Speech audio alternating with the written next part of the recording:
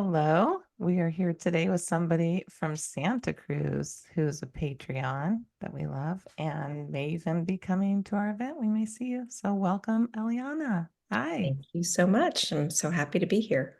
So glad you're here. Yeah, we were having a good conversation about community off the camera. And, you know, how does that, what do you think about the adoptee community? You were saying it's important. We have a tipping point coming. Yeah, I feel like things are starting to normalize a little bit. At least our community is growing and our voices are getting heard. I remember that article that came out in the New York Times, what was it, a couple years ago? And my best friend read it and she said, I would not have understood this article if you hadn't gone through what you went through. But because of I know you and I know what you experienced, this article really made a lot of sense to me. And a lot of people read that article. So I don't know if you know which one I'm talking Yeah. about. Well, Yes. there was do you mean the New Yorker Oh, maybe it article? was the New Yorker. Yeah. Yeah, that came out, I want to say last April, maybe the April before. Yes, I know exactly what you're talking about. Yeah. So things like that are exciting. You Mm-hmm. see that and not just Yes. about, oh, we adopted this baby and, it's so beautiful and all of that narrative. It's really nice to start hearing the narrative of what we experience, the That trauma that adoption we is experience. rooted in loss. Yeah. It's rooted in a huge loss. And I think, Mm-hmm. I mean, at least for me, and I'm sure a lot of adoptees share this, my loss goes back to conception. I have a real loss in that whole utero experience. My mother was devastated that she was pregnant and wanted to have an abortion. I mean, it was a very traumatic event for her, and it changed the course of her life. And that affects A the baby. baby in utero. So Yeah. I really feel like my trauma began, and most of ours, I'm sure, began very early on, and it's very affected to how I feel as working on feeling worthy and like I belong in this world and my voice matters. And I've worked really hard at trying to connect that to feel real for me, that I matter just because I was unwanted and unplanned and wanted to be aborted. I still matter in this world.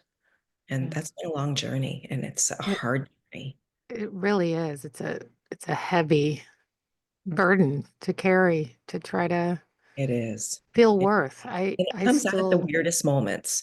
It I know. strikes you. Like I started to play pickleball like last year and I'm obsessed with it and I love it.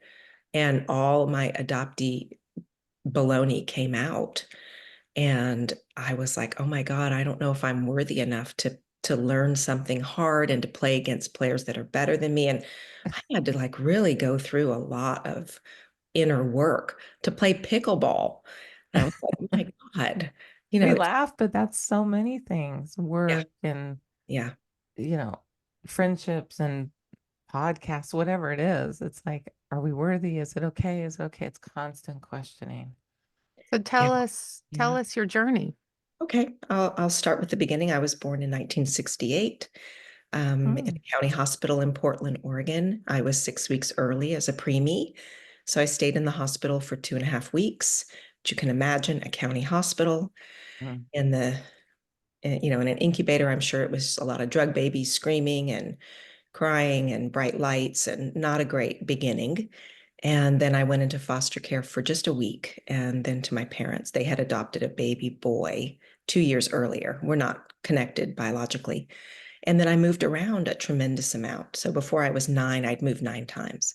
Wow. Why is that? My dad was in sales and they just kept offering him bigger jobs and he kept taking them, kind of climbing the corporate ladder and not really realizing what that was doing to his family, just thinking he was a great provider.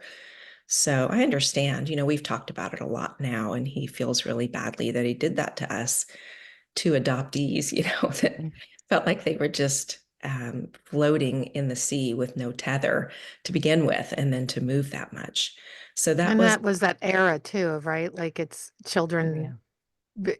they didn't even consider the thoughts of No, children, I mean, yeah, at all. yeah. I've had to really do a lot of work about being the new kid and I had a speech impediment, and, there were some real challenges. I had a really bad bullying incident happen in one of the places I lived. And Mm. so I've had to do a lot of work around healing and feeling like I matter and I'm supposed to be here. So luckily, I've had these experiences that I can look back on now and say, wow, that really created a strength in me that I may not have had I not had this. I'm sad I had a horrible experience, but I now have this strength that I've been able to get from that. So I've tried to kind of come to the other side of these things Mm. and see that all of that came together and created this beautiful life that I have now and this beautiful world that I have now. So, You're a survivor. That's what we've been yeah, saying. A for woman in our sure. group said that we're survivors if you get this far. And But what I think is really fascinating about my journey is that I never had any thoughts about meeting my birth mother growing up. Although my aunt, my adopted mom's sister, I was very close to, I'm still close to her. And she told me recently that when I was about maybe 3 or 4, I would talk to her about my birth mother, which of course I don't remember. And maybe at that time, I'm guessing that that was really hard on my mom, my adopted mom. And so maybe the door shut to all of that. And I didn't even think about my birth mother much at all until I was in my early 20s. And one night, my brother and his wife, who's also adopted, and she had met her birth mother already at this point, he said to my parents, I'm just letting you know that I'm going to write the adoption agency for my medical information. And all of Wait, a hold sudden, on. Your adopted brother married an adoptee? that hit me too. yeah, yeah, who had been, I think, was she in reunion before she got married or right after she got married? Her reunion was happening right around that time. Mm. Oh, So you can even imagine, yeah. all of and none of us knew anything. Were you and your brother close growing up? Or Yeah. yeah, so just yeah, there's four, DNA strangers living under Yeah. in a household Mhm, moving 9 times mhm, and mhm. yeah, that must have been chaotic. It was, and my parents, they were the generation of let's drink and smoke and, Oh, Right. yeah. all of that. So yeah, it was Hmm. super chaotic. So anyway, my brother says this and this light bulb goes off in my mind and I say, oh my God, what? We can do that? Well, I want to do that. And my dad looks at me and he says, well, if you write the adoption agency, they might tell you that a letter was forwarded here when you were 17 from your birth mother. But I felt like you were in this really fragile state of getting ready to leave for college, and I didn't want to disrupt your world. And so I threw it away. No, he threw it Threw away. it away? He didn't Threw it away. save it. So this is the first moment that I Ah, realize that my birth mother wants to meet me. So, like this intense emotion that I didn't have a word for, bigger than joy, I guess. I mean, the biggest emotion you could imagine came out of me. And I was like, oh my God, like I have a birth mother and she wants to know me. And okay. So I Couldn't you wrote have the just adoption put it agent. in a drawer or something? I'm still fascinated by throwing things away. Okay, so his Wow. philosophy was, he said, when you were 17 and this came in the mail, you were born in Oregon, right? Your birth mother lives in California. We didn't know this. Your entire room was plastered in posters of California, and you wanted to go to college in California. You were drawn to California. Mhm. And I felt very strongly that if I gave you this letter, you would drop everything in your life and move out to California and go live with your birth mother and not go to college. And I said, well, yeah, but you could have saved the letter for when I was older. He goes, yeah, I know. I just kind of panicked and threw it away. Mm. talk So, about controlling someone's oh, my dad was Destiny, extremely I controlling. mean, right? Yeah, he was Wow. extremely controlling. So, anyway, fast forward, I contact the adoption agency and I fill out all the forms. This is 1991. Mm-hmm. And there's no search engines, there's no internet, there's no anything. And they say, well, your birth mother's been in constant contact with us since you were about mhm. 7, Oh man. but we Gosh. can't find her now. She's Oh, moved and there's no forwarding address. And so you just have to wait for her to contact us. So I would check in every, I don't know, couple of months. I'd call them. And meanwhile, I moved out of my house. I had graduated college, moved home. So this was happening when I was at home. And then I moved out into an apartment. And this is Chicago that I lived at the time. So I'm in my apartment and I go to the library and I would check out every book I could find on adoption reunion, which there were maybe 3 or 4. And I would read them cover to cover and I would cry and cry. I'd go to work in the morning and I'd come home at night, read my books and cry myself to sleep. Can I ask you a quick question? How was your relationship with your adoptive mother? Yeah, you haven't said. We were not close. She really, really wanted to be close. She wanted children more than anything in her life. And Were they infertile? they were infertile. She was she was an alcoholic, Yeah. and you can only get so close to Yeah. somebody. If she had not drank, I mean, she'd still have the alcoholic mind, I guess, but I don't know. We just could not get past that. Alcoholics tend to have that kind of martyrism piece to them, or they can. And she certainly had that. And she always kind of felt like there was something wrong with her. And why didn't I want to be closer to her? And I had all my maternal wounding. And it was just, we were not close at all. I mean, I forced myself to hug her. I forced myself to talk to her, but I never wanted to. So, Even at a young age, you could feel that. yeah, it was kind of sad, but I loved her sister. And I was very close to her sister, which I'm sure was hard for her, but I Yeah. felt very close to her sister. So her sister wasn't an alcoholic. Maybe that was part of it. And she also didn't have that wounding of infertility.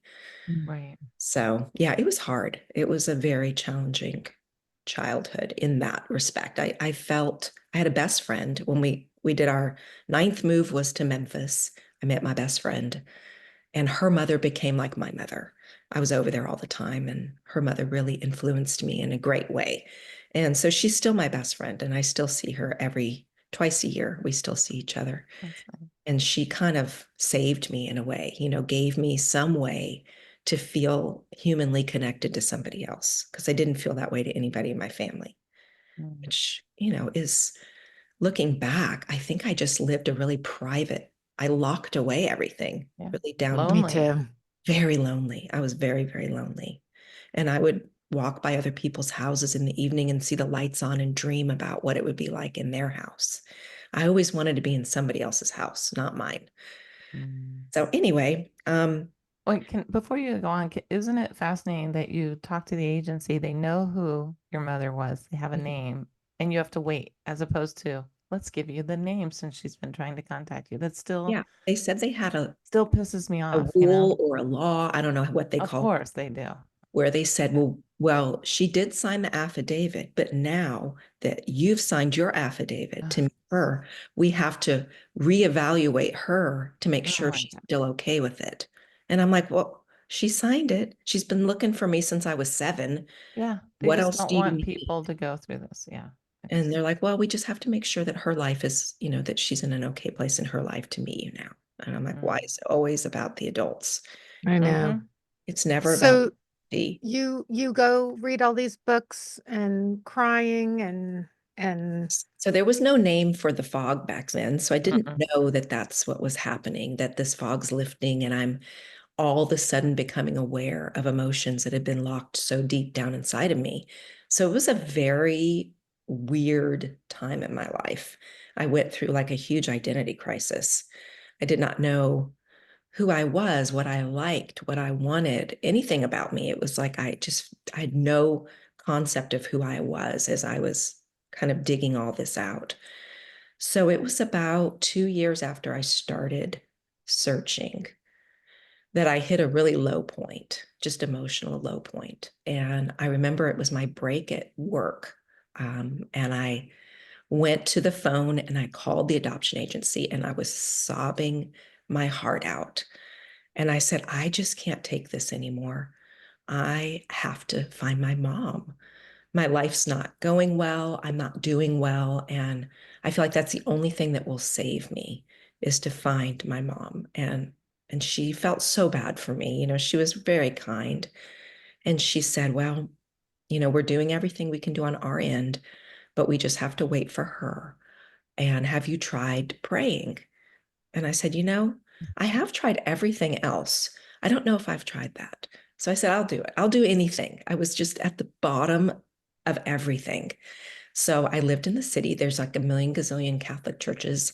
So on the way home from work, I got off the train at a different stop and walked to a Catholic church, Where were you at this point? Chicago. Still Chicago. Chicago. Okay. So lit a candle. You know how they have all the candles there Yeah. in Catholic churches. So I lit a candle and I said a prayer. And then I went home and I hatched this plan that I had this Japanese wish doll that my friend's dad had brought me from Japan a few years before. And it looks kind of like a little samurai guy. It's a little paper mache, red and white, and the eyes are blank. So the legend goes that you draw in one eye and you make a wish. And when your wish comes true, you draw in the other eye. And I thought, okay, I'm going to get a special pen. I'm going to have a whole ceremony. I'm going to pray on this. So I bought a pen and I came home. It was like August, mid-August in Chicago, really warm, balmy night. It was sunset. I lived on like the second story of a Victorian apartment. So I had those big bay windows. Mm-hmm. So this beautiful lights coming in, and I had all my candles lit, my lights off. And I had this beautiful, like African chanting music, just beautiful a cappella music on. And I held my doll and I made my prayer and I bawled my eyes out and I drew the one eye in. And then I just said, okay, I've done all I can do, right? And for the past year, I had not gone out at all. I'd come home from work every day, check the mailbox, check the answering machine. The only thing I knew about her was her name was Sharon and she lived in California. That's all they tell me. So after I did this little ceremony, I said, no more. I'm going to have a life now. I'm going to let go of this. So a few days later, my coworkers invited me out to dinner, and I'd always said no. This time I said yes. Okay. So I went out to dinner with them. I come home, I come up the stairs, I come into my empty apartment. My roommates were out, and there's a sticky note on the phone that says Sharon from California called. No. My God, it just like brings That me gives back. me chills. I don't know. Like I got instant chills. Well, I fell on the floor, like my legs collapsed underneath me, and I was just bawling, bawling, bawling, and I hyperventilating. And I thought, okay, I need to kind of breathe. I can't call her like this. I calmed myself down and I called, and my grandmother answered the phone. Sharon actually wasn't home that night. So I got to talk to my like 80-year-old grandmother, and she was amazing. She was so sweet and so kind. And she said, we've been waiting for you. Oh. It was it was a very beautiful, that was a beautiful time in my story. So Sharon came home the next day. She called me and we talked every day for hours and hours and hours. And it was like a love affair. I mean, I've heard other adoptees say it was like having a love affair, and that's Yeah. what it was like. We just loved each other so deeply and shared so much of ourselves. And it was safe because it was through a phone, right? It wasn't face to face. So my life was changing. My roommates were scattering. My lease was up. I was so tired of living in Chicago, and she invited me to move to California to live with her and her mother on this big acreage. They had big acreage in the mountains. So I thought, oh, that just sounds idyllic, perfect. What could go wrong? What could go wrong with that? What And could how go how wrong? how old were you at this point? I was 24. Oh, so young. No therapy, no anything, no knowledge, no awareness. I got on that plane, suitcases of everything I owned. My parents drove me to the airport, which was really awkward. And that was a hard goodbye. But they took it okay, I guess. So I get there and I'm telling the story too fast. I actually met her. So Oh, in cool. between moving out with in Mm. and all that, I met her. I met her at my best friend's house in Memphis. I said, I don't want to meet you in Chicago because the person I have to be in Chicago is not really me. It's a mask. And I don't want you to meet that person. I want you to meet the real me. Not that I know who that is, but it's not this. So You're I thought, very oh my God, intuitive for 24. I well, I mean, didn't know what I really was, but I knew I wasn't yeah. who I was in Chicago. Hmm. I knew No, that was, had she, how old had she been when she gave birth to you? Yeah. she was 18. Okay, mine too. And Yeah. And it her was, mother knew, her mother was aware of all this. yeah. And her mother had a trauma. Her mother was forced to give away a Down syndrome baby that her husband refused to let come home. Nice. So it was like generational trauma. Hmm. So I think for my grandmother, it was like double trauma because she never But got over the loss of her Down your syndrome. and your grandmother was much older, it seems like, than She was 80. My mother was 44, I think, when I met her. If that math is right, maybe. Well, 18 plus, I was 24, 18 plus 24, whatever that is. Yeah. I don't know. yeah, So, 42. anyway, we met in Just- Memphis and I expected a Hallmark reunion because we'd had this love affair on the phone for a month. We talked every day for hours and I could not wait to see her. And she'd sent me photo albums and I was super disappointed that she was blonde because I knew I was Italian, but I didn't know it came from my dad. So Oh, all my life I envisioned a dark mother. So anyway, she got off the plane and I saw her and the walls went up, complete shield. And I had no control on your end? on my end. Yeah, I uh-huh. did the same. I Yeah. mean, Same. complete. I felt Me you could too. have cut my head off. I wouldn't have felt it. I was completely numb. I was acting again. I didn't want to act, but I had to act because I was numb. So, of course, I had to act super excited. And it was so hard. It was 4 days. And we stayed, of course, with my best friend and her parents. And she brought a gift for every birthday she missed from me. And it was all stuff that meant something, like stuff her dad had brought home from the war and his cufflinks and just all kinds of things, and cards, a card she wrote for every year. So, needless to say, I was way overwhelmed Yeah. and I was like freaked out because we were looking at each other's hands. We had the same pinky. I saw her belly button. I was like, oh my God, we have the same belly button. It was just like one of those out of body experiences. I Mm, had to just, I loved it and I hated it all at the same time. It was the weirdest feeling. yeah. And again, I'm with her 24/7 for 4 days. It's not like we met at a restaurant. It's a immersive experience. So there's no way to get away from it. There's nowhere to process. I don't know what I was thinking. I had Everything they say not to do. everything not to do with what I did. I did That's the same thing. I had a new baby, and my birth mother and her sister and and my sisters show up and stay in my loft oh with my God. no walls for 3 weeks. So Oh I, no. I know exactly No wonder you put up the what you're wall. feeling. Oh my God. Okay, so you understand.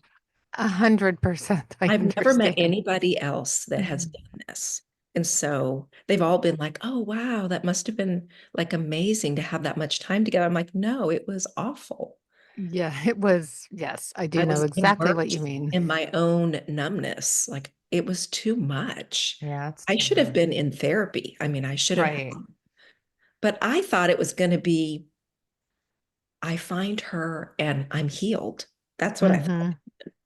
I didn't know I'd find her and then I would split wide open. Wait, And when does that happen? I'm still on waiting for all in the healing. Hobart, I guess it happens. So anyway, we had those 4 days. She left. I was numb. And then she invited me to move in with her. And I'm still Oh, thinking that that's going to be a good idea because I haven't processed anything. I don't know what's happened. I think that, oh, that'll be great. I'll live in the Santa Cruz Mountains. I've always wanted to live back in California. What could go wrong? Nothing. It's mhm. perfect. I have my grandmother there. I have a new family. This is the family I was supposed to have. So I move. And we have some wonderful moments. Of course, we have some wonderful moments together. We had a lot of fun. We laughed a lot. It's not like it was all this big emotion, but then I would see pictures of her, what she was doing in her life when I wasn't around, and it would trigger me. And I would Yeah. see her rock climbing, and I'd see her traveling, and I'd see her in Africa, and I would just be like this anger would come out of me. Like, oh my God, you had this life because you gave me away. You I didn't. have a little bit of that actually. Yeah. I see pictures and it makes Yeah. me excited to see the pictures, but upset that like, wait a second, Right. where am I? Yeah. That's how That's everything is, right? There's like, oh yeah, this is good. And oh yeah, this is awful. It's like everything was charged. Everything was like the best and the worst all at once.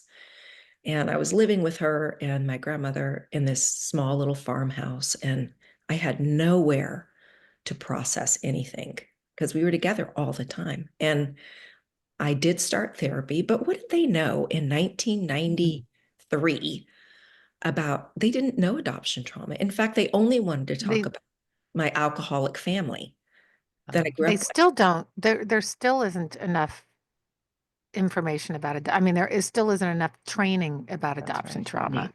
Right. Yeah. So I really didn't get the help I needed. No.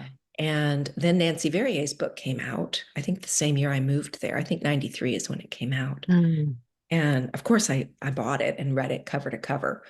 And my birth mother said, well, you know what? She lives only like an hour north of here. Why don't we try to do a session with her? So I said, okay. And this is, like my first session with anybody that understands anything about adoption. And we have a session with her and Together? You had a session together. together? Yeah, I think we were together. We probably should have been apart, but we were together. And my birth mother asks Nancy, like, why is it when my daughter looks in my face, she can't like see me? She sees like my face melting is what she sees. Like, why is that? And Nancy said, that's trauma. That's not related to adoption. That's related to trauma. And I was like, well, looking back, wasn't my relinquishment my trauma? Like, hello, hi, Nancy. What are you talking about So there? it started Right. this. I mean, I'm not going to blame Nancy because No, she's done so much for our community. And what she saw, I'm sure, was from trauma. But looking back, I really believe that was my relinquishment of trauma. course. But it started us on this whole journey of finding the trauma in my adopted family. Right. So, like digging through every bad thing that happened. My parents fought a lot, blah, blah, blah. My brother was kind of a bully to me, blah, blah, blah, all this stuff, whatever. So, all of that became magnified, and like everything became digging through to find all the worst stuff that ever happened to me. Like, where's this trauma that's causing all of it? And your mother was in those sessions with you? Well, we only did one with Nancy. Nancy. Okay. And then I just went back to my regular therapist. So it was like we were digging around for trauma, right? And you dig around long enough, you either make it up or you find it. And so I just did all my work on my family, which didn't feel right to me, but I didn't really have any other choice because I'm like, okay, this is what's wrong. They must know something, right? Yeah. That's what, Yeah. So I said, I really can't. My parents are getting angrier and angrier because I'm not wanting to talk to them. And so my dad getting angry on the phone is very triggering to me because he was really angry to my mom when I was young. And so my birth mom was kind of encouraging me to take space from them. And so I just wrote them a letter and said, all the violence in the house and the drinking, I need to step back from you guys and just work on myself. So I completely cut off my adopted family I didn't know how long it was going to go on for. I thought maybe forever. I wasn't sure, but it lasted 10 years. wow, it's a long time. And you were living with your So mom I the was whole time? no. Okay. Sharon. No. So I lived with my birth mother for 3 years and I slowly started to kind of come out. I started EMDR, which probably saved my life. And that, even though they were focusing on my adopted family, it still was releasing the anxiety. I was having so much anxiety. I started to have panic attacks. I started regressing. I had have you heard of age regressing? It Mhm. happens sometimes with adoptees. I was doing that. It was all really weird. I felt like I was going crazy. And so the EMDR kind of let the pressure valve off, and it let the steam out. And I could function. And I met my husband and we got married. I moved out from my birth mother. And he had been through some hard times of his own and had come to the other side of it. So he was a good person for me, get me out in nature, take walks, bike rides. And he'd say, you know, you're going to feel better. You're not going to feel like this the rest of your life. You will start to feel better as you build more confidence. I didn't have any confidence or self-esteem. I think I was just feeling like that given up baby that she didn't want. And being around her all the time, she was kind of this large personality, and I felt like a failure around her. I wasn't, What but I felt like it. what had there's a missing piece here. What had she told you about your birth Oh, and about your father? Right. okay, Yeah, yeah, how that's did a this big story on happen? its own. Okay, so she met my father when she was 17, and he was the mascot in high school, like really big personality, really fun, good looking guy, kind of a preppy guy. And then they went away to community college. He started dabbling in pot, and then that led into stronger drugs. And he kind of went down this drug road, 1968, right? It was when maybe it started in 67. I don't know. He started getting heavily into drugs. So she backed away from him, broke up with him. And he was kind of on one of his highs on something. And he came to her house and he raped her. Oh, Oh my And, gosh. wow. and, you know, she got pregnant. And so she said, once he came down off his high, I guess he was more like his normal person. And she was like, this is what happened. And I'm pregnant and I can't have this baby. My dad's going to freak out. And so he had a little sports car and he said, let's sell your sports car and you can get an abortion with the money. Because she didn't want to go to Mexico. She said, I'm scared of the Mexican abortions, but the Japanese have been doing it for a long time and they're much safer, I hear. So she was going to fly to Japan. So they had a buyer for this cute little sports car and they're driving it to the buyer and a deer jumps out, No. wrecks the car. And so she can't go to get her abortion anymore. I mean, I try sometimes to imagine the devastation she must have felt when that happened. So she has to tell her dad. And of course, her dad freaks out and kicks her out of the house. So she goes to Hawaii for a while. She had some friends in Hawaii. That's where she picked my name, Ellianna. That's my birth name, by the way. Yeah. So she picked that name when she was sitting on the beaches in Hawaii, depressed and probably eating like top ramen. And, I don't think she had any prenatal care. And then she had a sister that lived in Oregon, an older sister who was married and had kids. And so her sister said, come stay with me. You can have the baby up here. So she went up there. She met with the adoption agency once and then went into preterm labor. I was 34 weeks when I was Yeah. born. So she said she went to the county hospital because she wanted to pay all her own bills. She didn't want anybody else to pay her bills, and that was the only place she could afford. But she said it was horrible. It's a horrible place. She was in this And where big. was your father? Yeah. What happened to him? My father got 5150 by his mom. Do you Oh, know what that is? yeah. It put into like put Like a away. mental place because Mhm. thought he was going crazy, but he was on drugs. And so he spent some time in a mental hospital and then came out of that and then just was on this drug rampage. And so she wanted nothing to do with him. So she was best friends with his sister still. So she kept in touch with her. And that's how she kind of knew what was going on with him. But she didn't want him to be anywhere near me. His family wanted to keep me, Oh, they did. wanted to keep me. And I don't think his mom even knew about me. I think they kept it from her.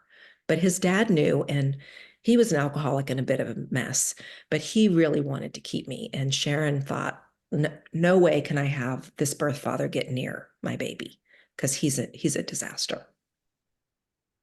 So the sister knew, the sister knew you were The having the sister knew. baby and all of I this. think her whole family knew. My Yeah. mom's whole family knew. She had a brother too. So brother, sister, and parents knew. So, and of course, it's that time where they say, don't hold your baby, don't look at your baby. So she never saw me. And I was just, in this bright light, screaming, horrible place for 2.5 weeks in the Wow. beginning of my life. And now that I've had children and I see what new Right. babies need, you're away from them for 1 second and they're distraught. So I can't even imagine. They probably drugged us, I'm assuming, because I in that, think I was drugged. yeah, my parents said when they got me, I cried nonstop for a year. They're Mm. so aware now of how important that is that a friend of mine has her husband's a OB that delivers babies and he in his practice, he's one of the few that have started doing this and now people are following, have the women pull their own babies out now and immediately put them on their chest. Like that is how important, how much they understand now Oh, of that gives me that. chills. I love I The it. know. first touch. Yes. Mm-hmm. Ah, Oh, So I yeah. know. It was, I had all three of my babies at home because I was terrified of being in the hospital with them. So, mm, and I wanted Yeah, them they on me right away, like super close to me. And in my bed, they all slept with me until they I were like know. We 3. did that So too. I was like sleep deprived for, hmm but it was worth it. I really wanted Yeah. that. It was Now, very did you end up meeting your father or? okay. So back to that story. So my birth father, kind of cleaned up from all of the crazy drugs, probably was a pot smoker, but no more than that, and lived in Hawaii on the Big Island. Still lives. And my birth mother had kept in touch with him once he kind of got over all that crazy drug use. Um, she had told him, I'm going to try and find her. And are you open to meeting her? Like when I was young, that's when I was 7, and she contacted the agency. And he always said yes. He always said, yes, I'm open to meeting her. Never denied that I was his, whatever. And she still is close to his sister. And he has a huge Sicilian family in Sacramento, big, big family. So, and they all know by now. So then when we actually did meet, she told me, well, I made reservations a year ago to the Big Island to stay on these like rustic cabins, estate park cabins. You have to reserve them a year ahead. I had no idea who I was going to go with. They're coming up in September or October. That's when the reservations are. And I have frequent flyer miles and we can go and you can meet your dad. So, okay, I land with my mom. I'm like shields up, right? I move to my mom's. 10 days later, we get on a Oh, plane right to meet away. my dad. 10 days later. Yeah. So I meet my dad. Well, he didn't want to meet me at first. He hadn't told his partner, his longtime partner. They've been together for 20 years. And Sharon knew this woman from high school, and this woman didn't like her. And so he never told her. And so he's trying to like backpedal the night before I get there. And I start crying. And then he's like, oh, no, no, I don't want her to cry. That's okay. That's okay. I'm going to meet her. I'm going to meet her. So anyway, we get there and I have none of the numbness with my dad. I don't have that wound with my dad. He might have been the crazy drug person, but he did not give me up. I don't have that separation. So Mm. I look like my dad. I kind of have my personality is more similar to my dad. So I had a much easier time getting to know my father, and I really loved that time with him. We weren't, we didn't spend a lot of time together. I didn't see him a lot, but he'd come over to see his family in Sacramento and he'd come down to my house. So we probably visited in total. I haven't seen him now. He's cut off contact now Oh, because of his new wife. She's kind of cut off his contact with all his family. And he, I think, has some either drug induced dementia or something. He's not quite who he was. So I had him in those best years and maybe 10 visits I had with him Did over the, he have other kids? nope, neither one of So, my so birth you parents. are an only child with I them. am, for my birth parents, I'm an only. Yeah. Wow. Which when I met my birth mother, I was so wounded that I told her, if I had found out you'd had other kids, I would have never forgiven you. I can't believe I said that now, but I did say that. And now I wish I did have siblings. I keep checking my 20 Mm. me to think maybe my birth father was promiscuous. So I think maybe somebody out maybe there. you'll have one. And now I really want one, right? But at the time, I was just so devastated. Yeah. Anyway, so I've become close to my birth father's family in Sacramento, and I've spent a lot of time up there with them, and they've been super welcoming and wonderful. But it's complicated. Yeah. It's And complicated. how are things with Sharon now? That's what I'm. So, when I reconnected with my adopted parents. That was hard Right, for her. because you're in reunion with them again. Right. So Okay. 10 years after, I mean, I would say we had we had a great like honeymoon, and then we had a difficult up and down after that, where it would be like I would get triggered or I would be resentful or she would get upset that I'm doing this or, we would have periods of being close and then periods of being upset with each other. And so it was this, excuse me, roller coaster, up, down, up, down, up, down. And then I reunited with my adopted family, and she was there for me when I was trying to process all the trauma, right? So she's hearing all this trauma that came from that family. And so she's like, well, how could you possibly let them back into your life? And she got really upset with me, and that put a huge wedge between us. And I was like, well, it's not really your business what I do with my adopted parents. And that was just, it was very difficult on our relationship. But it was a great reunion. I had a great reunion with my adopted family because I had learned how to set boundaries. I had learned I didn't have to stay with them after cocktail hour because when they were sober, it was nice. And they had learned that no meant no from me. I said no for 10 years. So they really got that when I said no, I really meant no. And they were And still drinking when you went back? not nearly as much, a lot less, a lot less. And so I had the best relationship with my adopted mother of our lifetime in those reunion years. And then maybe 5 years after our reunion or 7 years after our reunion, she started getting Alzheimer's. Oh, And so, she was essentially not her anymore.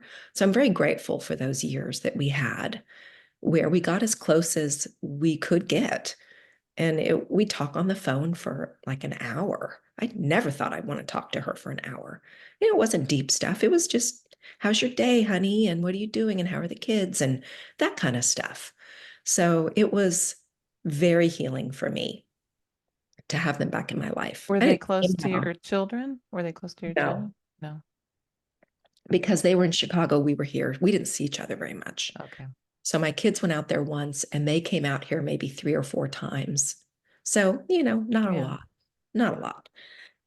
But that's okay. I was happy with how it went. And then Mhm. my adopted mom passed away in 2019. And that's when my relationship with my birth mother started to shift into a more positive relationship because I was no longer torn between the two. I didn't really realize that I was still torn between two, but I Yeah. was.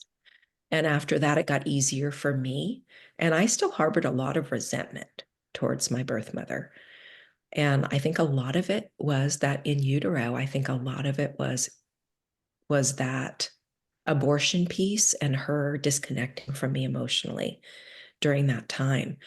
I think a lot of my wounding came from that. And that's why it's taken me so long to kind of figure it out because who Yeah. thinks about that? I mean, people don't even think that's a real thing, Mhm. but I really do. I really think, Luckily, they're starting to.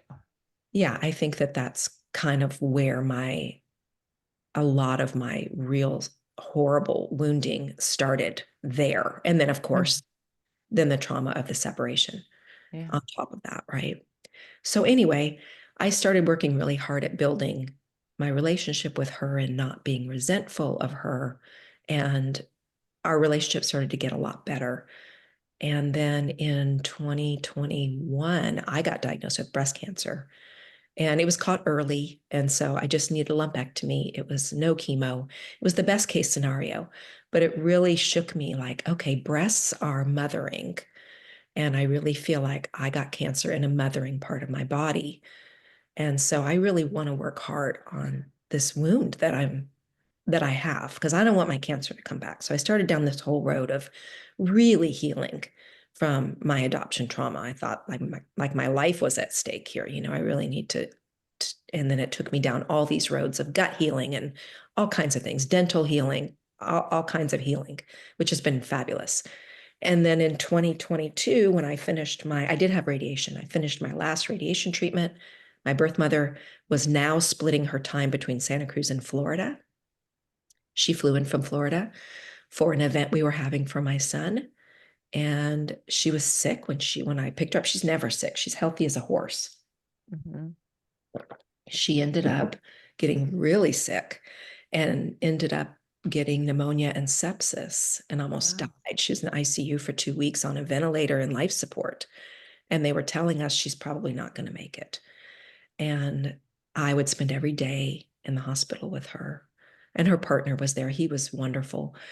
And they would say, she can hear you. We just have her drugged so she can accept all the tubes and everything. So you need to keep her grounded here so she'll know she's here, because they tend to float away in ICU because of all the constant noise and the lights and the trauma she's going through. So I would rub her hair and I would rub whatever part of her body I could reach, her feet. And I would put lavender lotion, essential oils on her.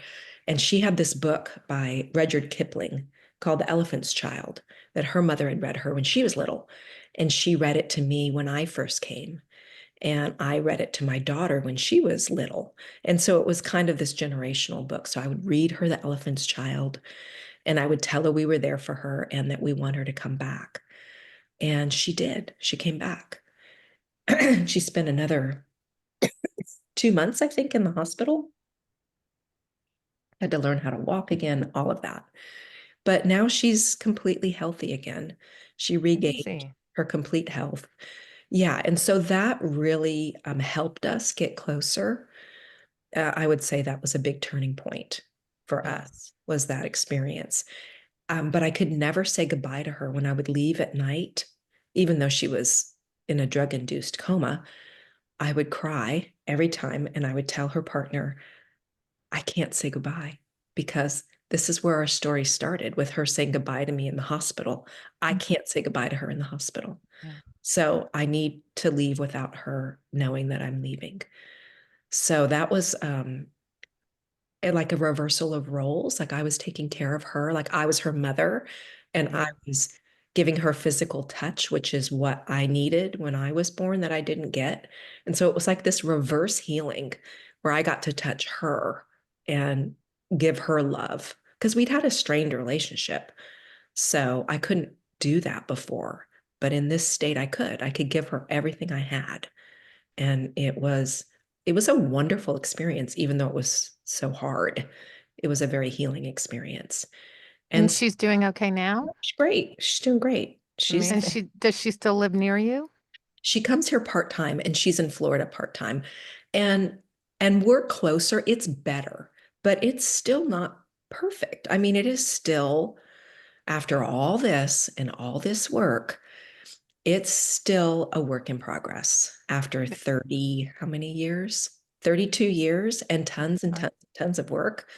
I'm a testament to how much of a shit show this adoption stuff is, Yeah. because it is not easy.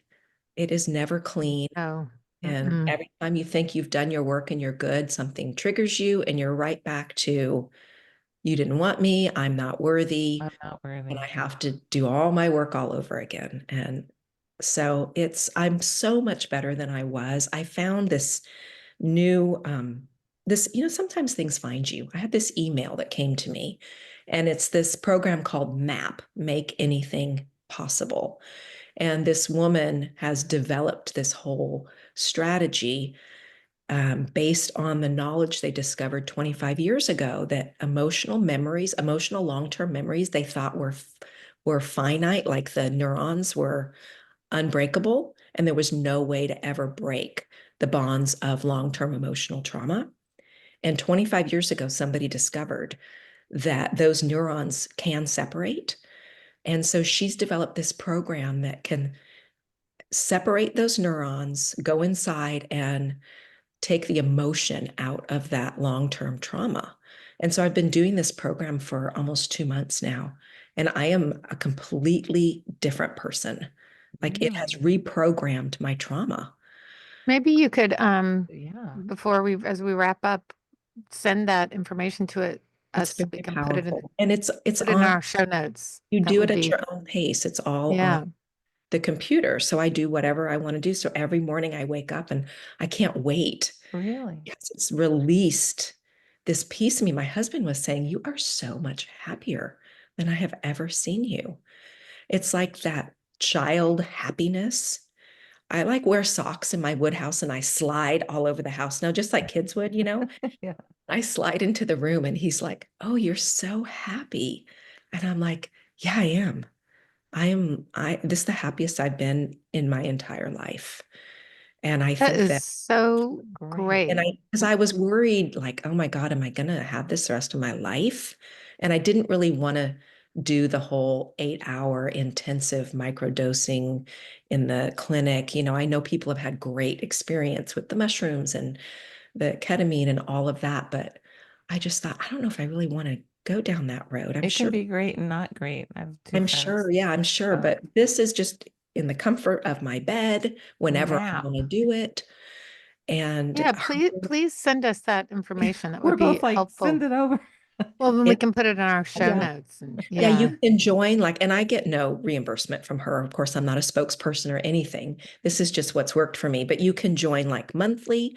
I joined for a whole year because I'm like, I got a mess in here. So I want to commit myself to a whole year of healing, but you don't have to do that. You know, you can commit month to month and try it out and see what you think. But I had a, Yeah. Yeah. I Well, bought an extra session that was a one-on-one with one of the experts, and I was very doubtful that this was going to be anything bigger than what I was experiencing just with the recorded ones. Oh my God, it was life altering Really? in well, the that is, way. Yeah.